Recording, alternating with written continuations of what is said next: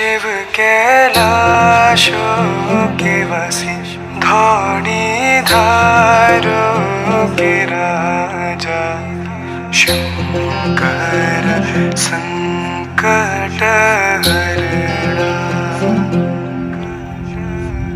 शंकर संकट हरणा शिव कैलाशों के वासी धौड़ी। Hello everyone, good morning. সবাইকে কেমন আছো সবাই? আশা করছি সকলে খুব ভালো আছো, আমিও কিন্তু ভালো আছি। তিথি লাইফস্টাইলের একটি নতুন ভিডিওতে তোমাদেরকে অনেক অনেক শুভেচ্ছা আর আমার অনেক অনেক ভালোবাসা। ভিডিওর টাইটেল অ্যান্ড থাম্বনেল দেখে তোমরা বুঝেই গেছো যে কি ভিডিও আজকে তোমাদের সঙ্গে আমি শেয়ার করব।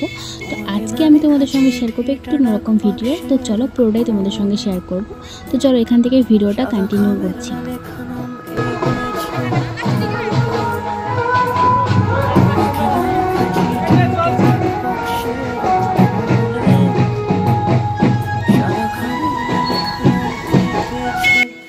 তো এই ভিডিওটা হচ্ছে শ্রাবণের সোমবারের আর কি ভিডিও।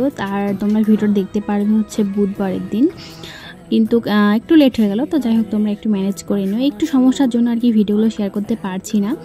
তো যাই হোক আস্তে আস্তে আবার ভিডিওগুলো শেয়ার করব তোমাদের সঙ্গে। তো শ্রাবণের শেষ সোমবারে আমি জল ঢালতে গিয়েছিলাম। এর আগের যে 3টে সোমবার গেছে সেগুলোতে আর কি জল ঢালতে পারিনি কিছু পার্সোনাল কারণের জন্য।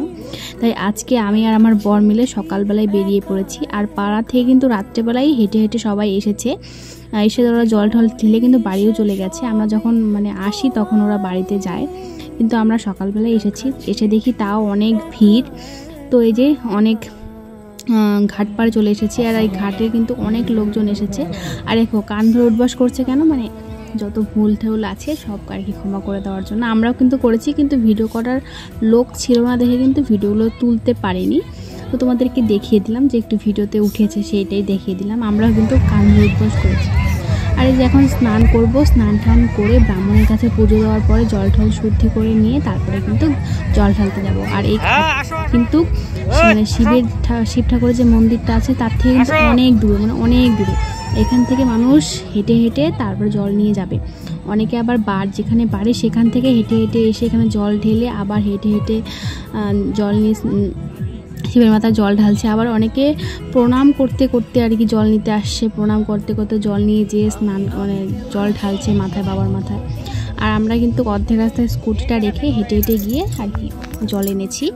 তো এই দেখো কতটা ভিড় আর এত জাম লেগেছে, সেজন্য অনেকক্ষণ ধরে এখানে ওয়েট করেছি। মনে করো যে 5টার দিকে বেরিয়েছি সকাল, আর 10টার সময় জল ঢেলেছি। এতটা টাইম লেগেছে জল আনতে। তো এই যে আমরা অনেক স্ট্রাগল করার পরে মন্দিরের সামনে চলে এসেছি। আর মন্দিরের সামনে দেখো অনেক ভিড়, কতজন জল ঢালতে এসেছে, তাই না? আমি তো একা আসিনি। আর এই যে এখন মাথায় করে জল নিয়ে যাচ্ছে শিব ঠাকুরের জন্য, বাবার জন্য।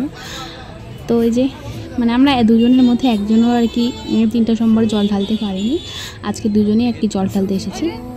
আর এখানে কিন্তু 10 টাকা করে টিকিট কাটছে, টিকিট কেটে কিন্তু ঢুকতে হয় মন্দিরে। আর অন্য সময় কিন্তু টিকিট থাকে না, কিন্তু আজকের দিনে টিকিট রেখেছে। জানি না কিছুর জন্য রেখেছে। আমি ফার্স্ট টাইম এখানে আসলাম, কোনোদিন আসিনি, বের পরে প্রথম আসছি আর কি এখানে। আর এখানে অনেক ভিড়। আর মন্দিরে আর কি ভিডিও বললাম না, তুলে দেওয়ার লোকই নেই। আর পুজো করার সময় ভিডিও তুললে না মনে হয় যে অ্যাটেনশনটা একটু কমে যায় পুজোর থেকে, সেই জন্য কিন্তু আর ভিডিও করিনি। শুধু একটু ভিডিও করেছি যে ধূপকাঠি এখানে গেড়ে দিয়েছে আর কি মাটিতে। তো দেখো এখানকার অবস্থাটা দেখো, এত লোকজনের মধ্যে আর জায়গা কতটাই পরিষ্কার থাকবে বলো।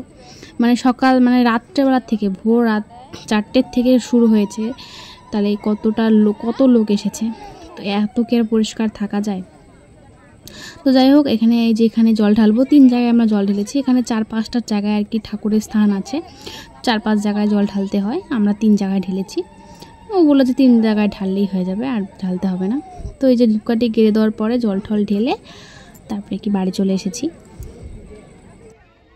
আমি যখন আর কি বাবার বাড়িতে ছিলাম, সেখানে আর কি বাজারের মধ্যে একটা মন্দির ছিল, সেখানে আর কি মন্দিরের ভিতরে ঢুকে শিবলিঙ্গের মধ্যে আর কি জল ঢালতাম। কিন্তু আমি এখানে প্রথম এসেছি, এর আগে আসিনি, জানি না প্রতি বছর এরকম করে কি করে না।